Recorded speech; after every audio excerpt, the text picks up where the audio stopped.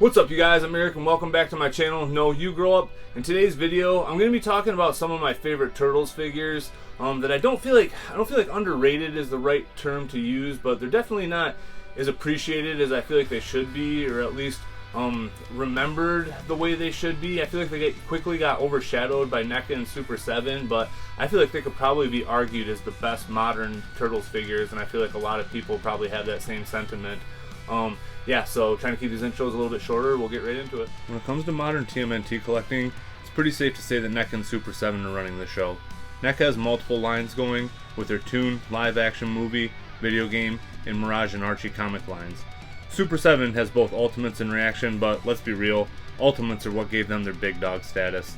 But before these lines were dominating the Turtle scene, there was a company that put out some of my favorite TMNT figures of all time. I know most people focus on what's hot and new, but I wanted to take some time to talk about some figures that are now about half a decade old, but they're still aging pretty nicely. The Tamashii Nation's SH Figuarts Turtles figures. Playmates has been the lifelong holder of the Turtles action figure license, but sometime around the mid-2010s, they decided to start licensing out their license, is that how you phrase that? I don't really know. Which ended up being arguably the greatest thing to happen to the Turtles, probably since the 90s. NECA would give us a taste of what was to come with the release of their arcade Turtles as a Comic-Con exclusive in 2016, and these molds would be repainted the next year to kick off the Toon line, but that would also just be a Comic-Con exclusive in 2017. These figures would eventually be repacked and released as Target exclusives, but a few years before that, SH Figuarts would beat them to retail and kick off the modern Turtle craze that we're in the middle of right now. These were figures that I never actually had intentions of buying. I ended up getting them because I put in what I thought was a lowball bid on eBay, and I kind of accidentally won them. The auction was ending in an hour, and it only had a bid for $120, so I threw in a max bid of $135 and jumped up to $127.50, but I assumed it was just going to get outbid at the end like all auctions do. But I watched the clock tick down, and I was shocked to see that nobody else put in any other bids, and I got all four bros for $127.50, which was a steal to me. My feelings were a little bit mixed, because I definitely am not the kind of person that just spends $100 on a whim. I was surprised that I won the auction, especially at that price, because the figures were going for about $60 a pop at the time. I knew I got them for a steal, and if I wanted to, I could probably sell them loose and still make my money back.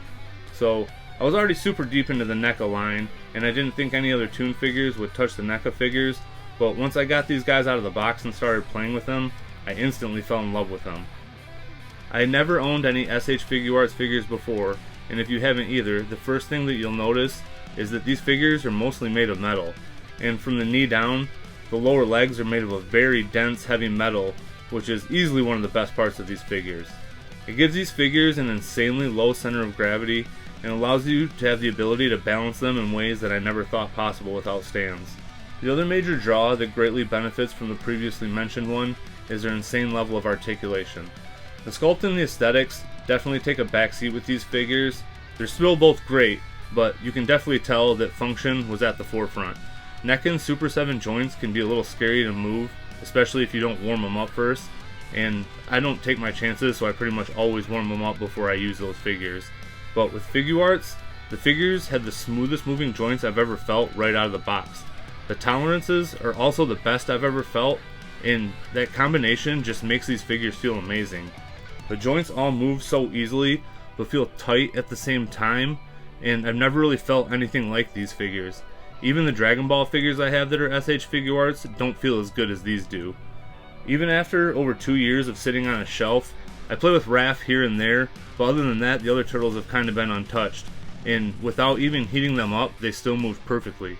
I'm a big guy, so I keep my house on about 69 degrees, so it's definitely not warm in here either. They were pretty cool, and they still moved about just as well as they did right out of the box. That combination with super high articulation, good joint tolerances, paired with those heavy lower limbs, make these far and away the most fun figures I've ever played with. I would also say that these figures are the highest quality materials in building and engineering out of any of the figures I own.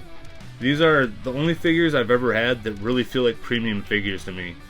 Even with the gappy shoulders, I actually think these figures are a much better representation of the OG Turtles than the first NECA molds, and I don't seem to be alone in that opinion. If you watch a lot of collection tours, you'll see that a lot of collectors that own these figures say that they're actually their favorite.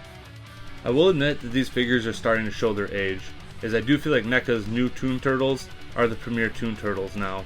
They're perfect 3D representations of the cartoon, and I think these are going to be hard to beat. While Super 7 Turtles are still my favorite, the SH Figuarts Turtles have been my number 2 pretty much since I got them. If you've seen my turtle collection video, link in the description if you haven't, you'll notice that the SH Figuarts Turtles weren't anywhere to be found. That's because I actually keep them in my living room as one of the only things in my collection that's out there other than a couple Lego sets that Lacey loves too. So if I, along with a bunch of other collectors, hold these figures in such high regard, why aren't these figures popping up in groups as much as like the Mondo 6-scale comic turtles seem to be? I know this isn't really an apples-to-apples comparison, but the Mondo figures came out around the same time and seem to be looked at and sought after very differently at this time. I do own the Mondo Mikey from that line, and they are pretty dope, I'm not gonna lie, but I just can't understand why the SH Figuarts are hardly even talked about in groups anymore.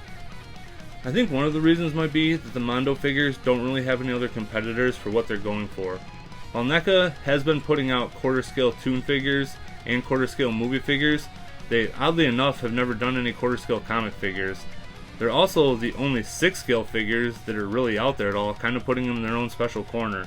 The SH Figuarts had the NECA Toon figures to compete with almost immediately and retailed at a much more affordable price point once they came to Target.